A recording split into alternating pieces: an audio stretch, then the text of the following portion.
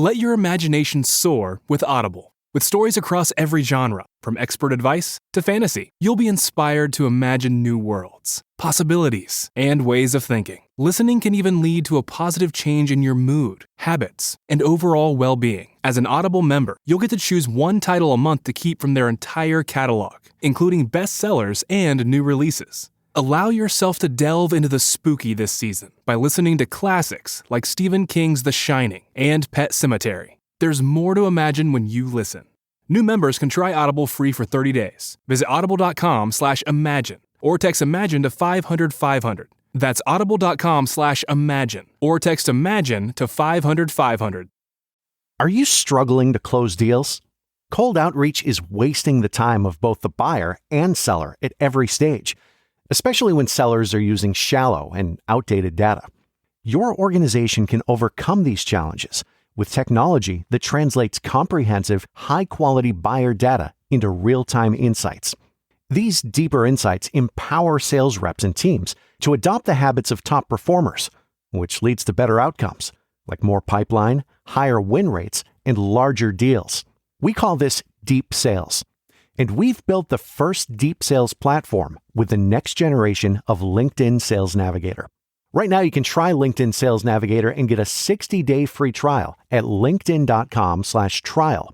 That's linkedin.com/trial for a 60-day free trial.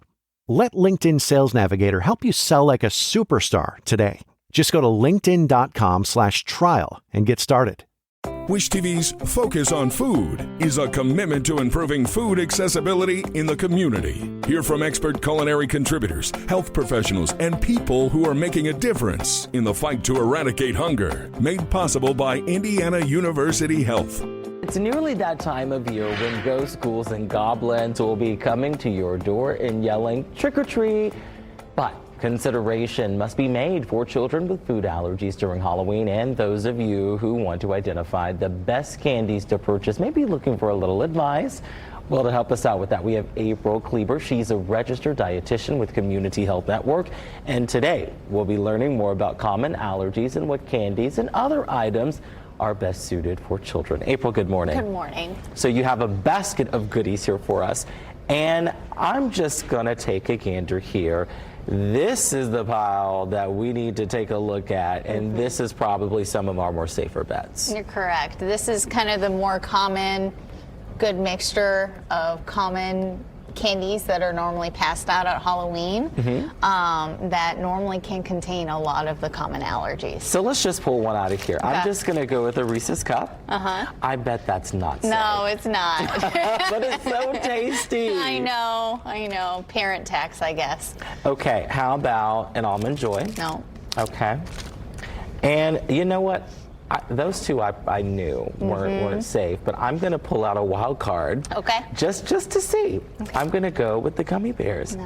Are you kidding me? Not gummy bears aren't safe. No, not this one. Okay, so obviously the two of these have nuts, but tell me why Haribos aren't safe. Right, and so what you have to do is look at the nutrition label on the back, and it will say may contain wheat or traces of milk. So if there is a potential cross-contamination, it will be listed on the back of that label, and you don't want to risk it. Well, you learn something new each and every day by watching Daybreak.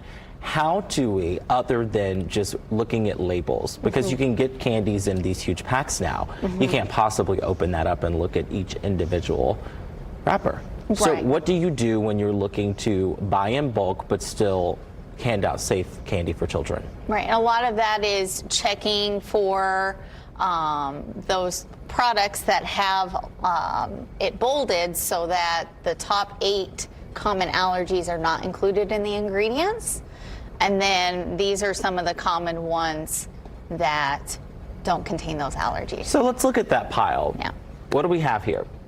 So we got some Airheads, Dum Dums, Sour Patch Kids, one of my son's favorites. Some fruit snacks. Not all fruit snacks, as you learned, are safe. Ring Pops, Jelly Beans. Red Vines are safe. Twizzlers is not.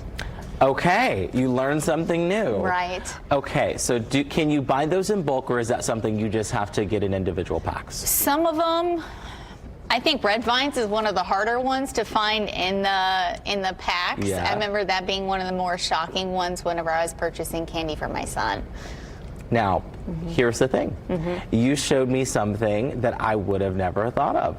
If you just want to get around this altogether, a treat doesn't necessarily have to be a tasty snack. It can be something like Play-Doh, or have yourself a little stencil, and also raisins, I'm gonna guess. I think these are tattoos. Tattoos, okay. I'm like, let me tell you, I'm not old, but I am. It's been a while since I've opened up a trick-or-treat basket, as you can tell. So these are all non-food items that could be passed out if people are uncomfortable with really purchasing something and they aren't sure of. But there's also kids out there with like type 1 diabetes that any kind of candy could be potentially dangerous for them, that having a non-food treat is a good idea. This is the Wish TV Focus on Food podcast, made possible by Indiana University Health.